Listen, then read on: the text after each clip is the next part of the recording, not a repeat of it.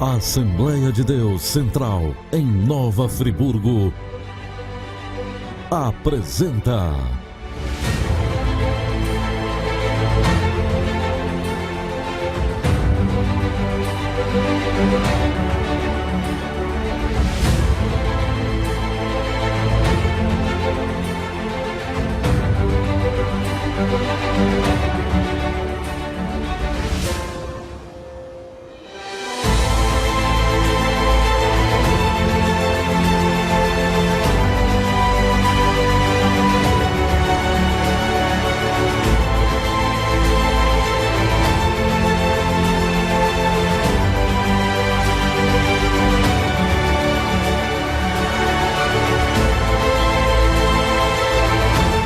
Momentos com Deus.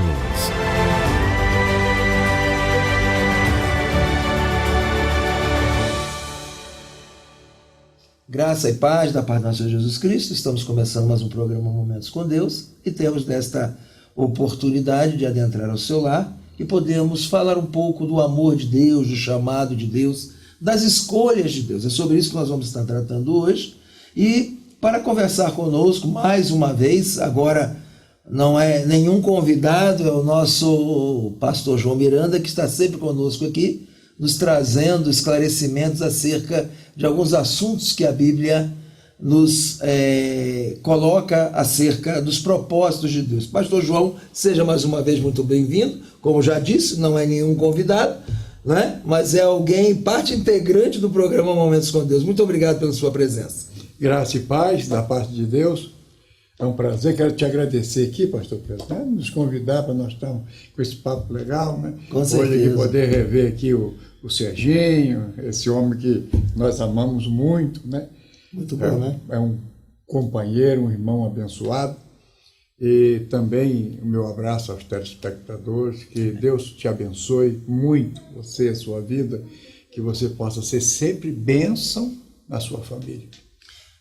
Amém, graças a Deus. Queridos, para início de conversa, eu gostaria que você aí pegasse a sua Bíblia comigo, você abrisse no primeiro livro do profeta Samuel, capítulo de número 16, vamos ler aí apenas 2 versículos, que será a base para o nosso bate-papo de hoje, os esclarecimentos que vem da parte de Deus, através da vida do nosso pastor João Miranda.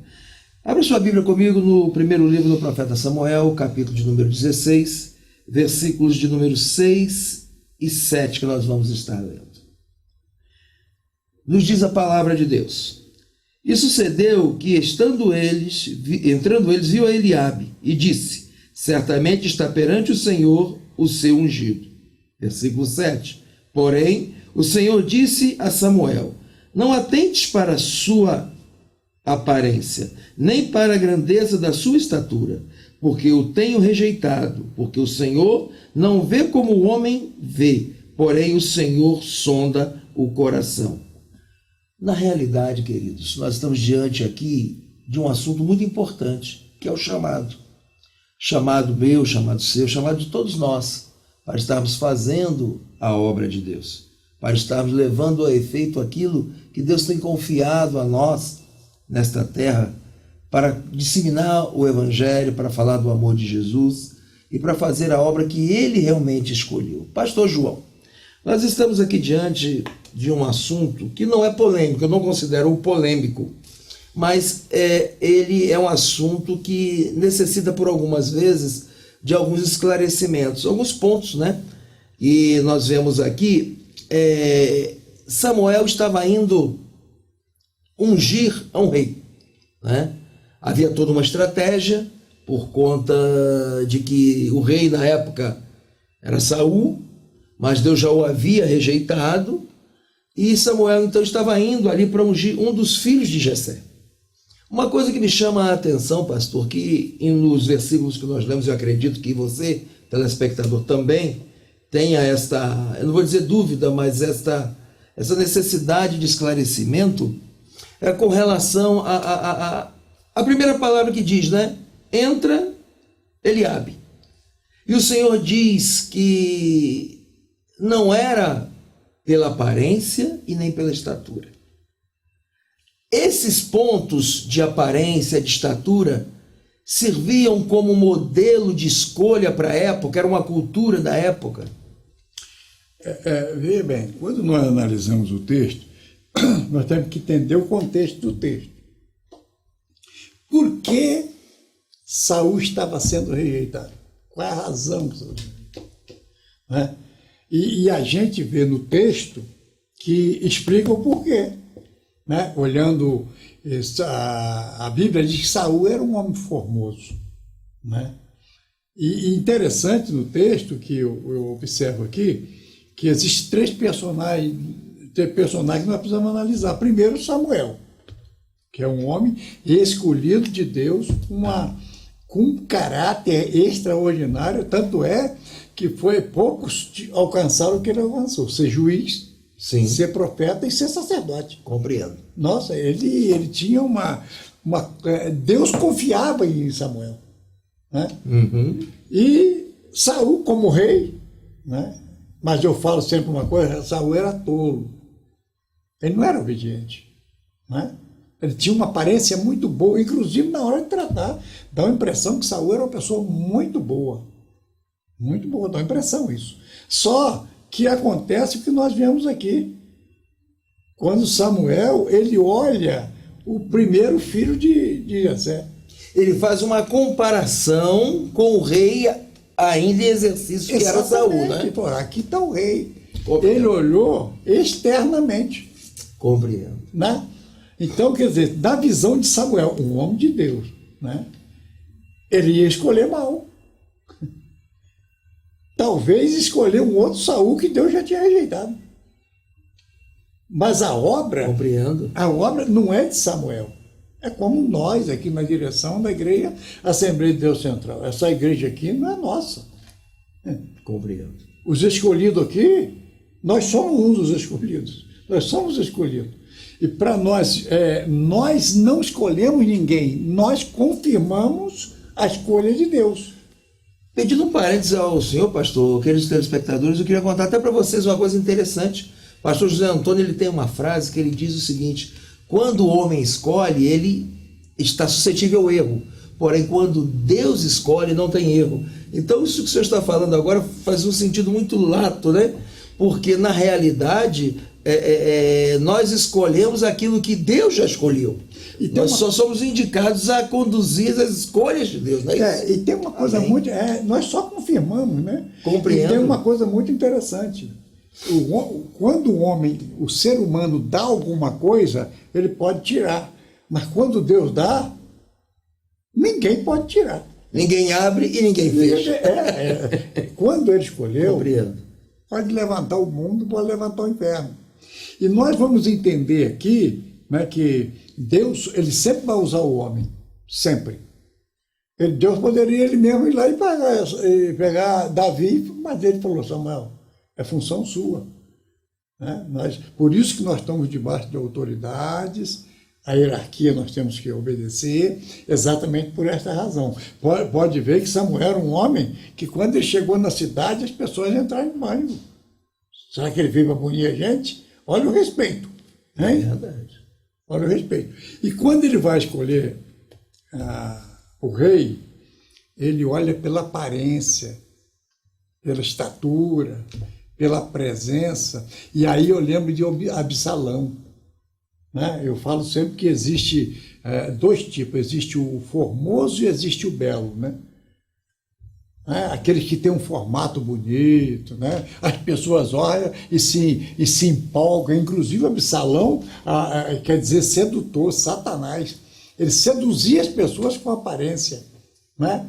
E você não se relaciona com aparência.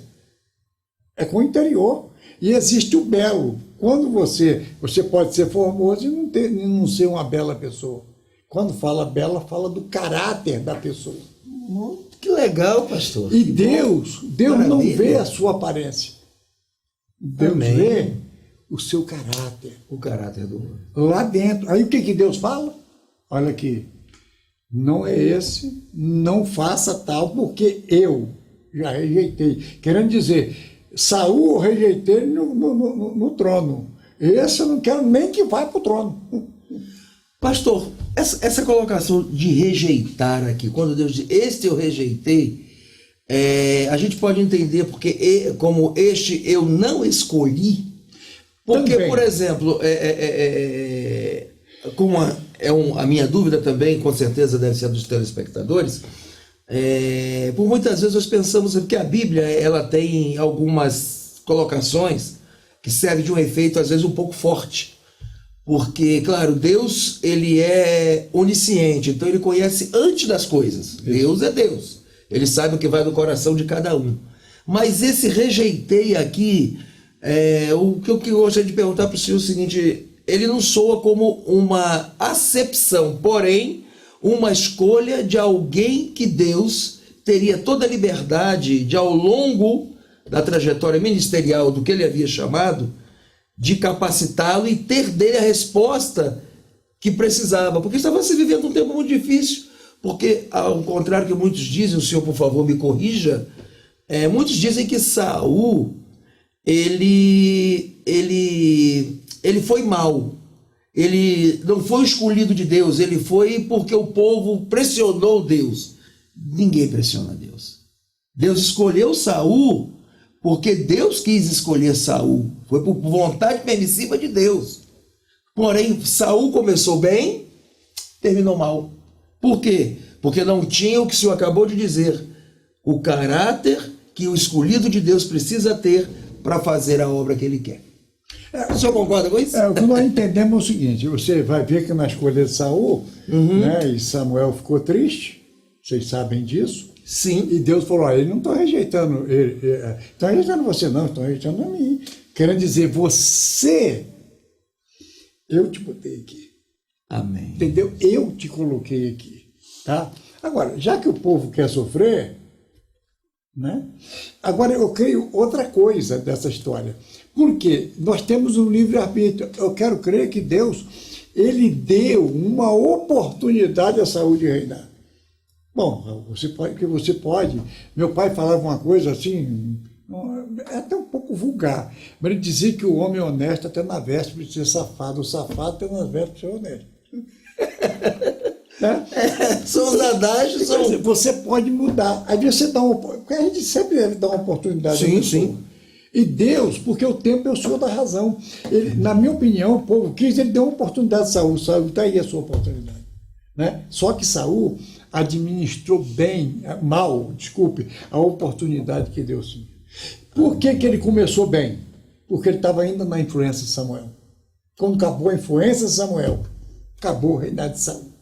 Tá? E interessante nessa história é que Deus foi muito rígido com Samuel na hora da escolha. Compreendo. Você pode ver que Samuel ainda insistiu, e passa o segundo filho, e passa o terceiro filho, e passou até o sétimo. Ele disse, não. Aí, espera aí. Aí Samuel pensou, rapaz, deve ter mais alguém aí, porque Deus não engana. Com certeza. Deus não se engana. Tem um jovem lá. Ali estava o escolhido de Deus. Sabe por quê? Tem uma coisa interessante. O homem, ele não vê como Deus vê.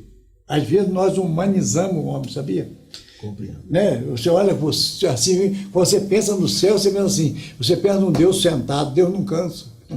É verdade. Né? Você pensa num Deus que, quando você pensa no céu, você pensa em cidades. Não existe isso.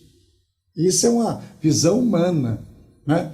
Deus, ele não vê como o homem vê. O homem vê o exterior, Deus vê o interior.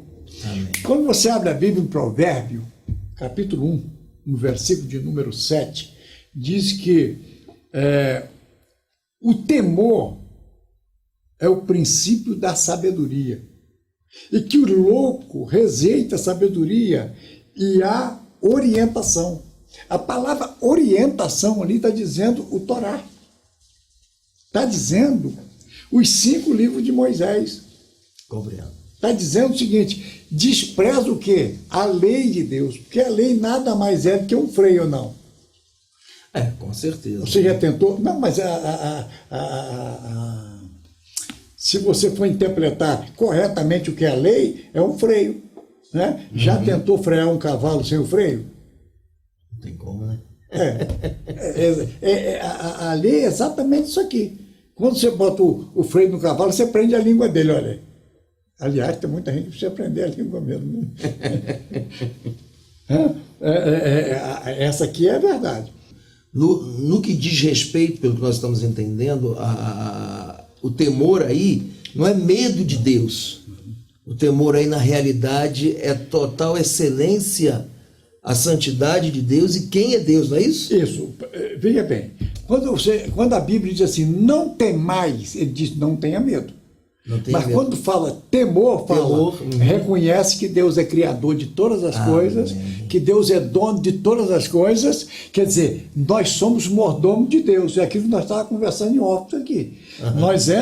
Nós somos mordomos. O que é a palavra mordomo? Ou a palavra mordomia? É a arte de você administrar aquilo que não é teu. Tudo que está nas tuas mãos é dele. Então você tem que seguir o quê? A orientação dele. O tolo não, vai se dar mal, entendeu? Porque a orientação de Deus vai levar para o caminho certo, e caminho certo está no lugar certo. Amém. Se você não tiver temor a Deus, né, aí você vai entrar no caminho errado, e o caminho errado não vai dar no lugar certo. Esse é o grande problema hoje, de tudo que nós colocamos a mão ou colocamos o pé. Né? O que a Bíblia diz? Que aonde o que teme ao Senhor, aonde ele colocar os pés, ele vai conquistar. Tá? Ele vai conquistar. Então, veja bem, nós temos um problema muito sério, que às vezes nós não olhamos. Porque além de Deus, ele vê você por dentro, ele resiste às suas atitudes. Por quê? Quando você toma uma atitude, vamos supor, você toma uma atitude de levantar dessa cadeira.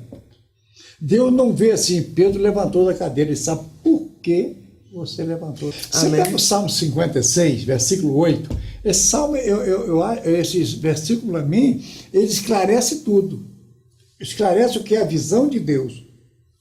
Ele diz assim, Senhor, tu contaste as minhas vagueações, coloca as minhas lágrimas no teu odre, não estão elas escritas no seu livro? Olha o que ele fala. Né? Ele fala de contagem de passos, quer dizer, todos os passos ele vê. Ele vê todos que você faz, tudo que você faz ele vê. Aí ele fala assim, agora coloca a minha lágrima no teu... Elas não estão escritas no teu livro, isto é, elas não estão registradas na tua mente. Então Deus, ele não só vê, ele registra o que você faz. Por isso que eu tenho medo de um versículo Hebreus, capítulo 9, versículo 27. O homem está ordenado morrer uma só vez, vindo após disso o juízo. Presta conta de tudo que Deus te deu. E está tudo registrado lá. Entendeu? Então está tudo registrado lá. E nós temos que saber uma coisa muito interessante. Por quê? Porque ele registra e não esquece. Deus não sabe esquecer. E quando nós olhamos esse texto, pastor Pedro, nos traz uma responsabilidade, nós que trabalhamos, né? Porque nós temos que entender que todos nós somos servos, seja ele na vida espiritual ou na vida secular. Por exemplo, vamos citar, o nosso presidente da República, ele é servo de Deus. Agora, se ele escolher mal, se ele agir mal, o que a Bíblia diz no Salmo 33, versículo 12, que bem-aventurada a nação cujo Deus é o Senhor. Por quê? Cuja o presidente, né, seja ele presidente, o rei, o governador, ele seja orientado pelo Senhor. Pastor, com relação a essa fala do senhor aí agora, a respeito das autoridades, nós podemos entender que a igreja ela está sobre e sob qualquer governo instituído. Quando eu digo sob, porque toda autoridade é constituída por Deus. Certo até aqui? A Bíblia diz isso. De baixo. Quando ela está de baixo, entendendo que toda autoridade, independente dela, Deus é que permitiu que ela estivesse ali. Há um propósito de Deus. O homem é que é falho, Deus não falha nunca. Mas uma coisa interessante, há momentos em que a igreja está sobre esse governo. Aí é que há a confusão e que por muitas vezes as pessoas não entendem as escolhas de Deus. Por quê? Porque quando a igreja se coloca sobre um governo, ela não está se colocando sobre a autoridade que foi dada àquele governo. Ela está se colocando, sim, para orientar, caso este governo esteja governando fora dos padrões dos quais Deus escolheu. Aí a igreja entra como algo orientador, como um intercessor diante de Deus através das orações por aquela autoridade. Seria isso, então, a igreja ela tem posicionamentos de estar submisso ao governo que Deus criou, instituiu, e ao mesmo tempo, na necessidade que se possa existir, ela estaria sobre este governo na questão de orientação, oração e súplicas a Deus por esse mesmo governo. Seria esse o raciocínio correto? Se você pegar a primeira 1 Timóteo capítulo 2, versículo 5, né? 3, 4 e 5, nós vamos perceber perfeitamente quando ele fala para nós, quando ele fala sobre reis, sobre o governo. Porque Deus quer que todos cheguem ao conhecimento da verdade, todos, inclusive eles. Né? Inclusive eles. Então a igreja ela tem a sua função, a igreja não pode misturar. Achar que a igreja tem o domínio ou qualquer tipo de articulação que venha contrariar aquela autoridade instituída por Deus. Veja bem, nós não podemos, Jesus, ele amou sempre o pecador, não amou o pecado. Sim. Então nós não podemos concordar com aquilo que vem contra a lei de Deus, que nós já temos muita por aí, né? Muitas. Só que não cabe à igreja ir para a rua. Não cabe para a igreja ir lá pedrejar, gritar. Não. Cabe a nós, Paulo fala, ter intercessão. Interceder, orientar o povo. Por quê? Nós temos que entender que nós temos a responsabilidade de orientar o nosso povo. O que está nas nossas mãos, nós temos que orientar. Se o governo tem uma orientação errada, principalmente sobre moral, né? Também na área social, né? Que nós vemos muito aí, e o que nós temos que fazer? Nós temos que orientar o nosso povo. Por quê? Nós temos um compromisso, a igreja, eu estou falando igreja, eu não estou falando igreja, Assembleia de Deus Central, tá? Sim, a igreja... É o único a universal povo, igreja do Senhor na terra. é o único povo que tem acesso a Deus. Amém. Então, cada um de nós, depois que o véu do templo se rasgou, nós se tornamos sacerdote.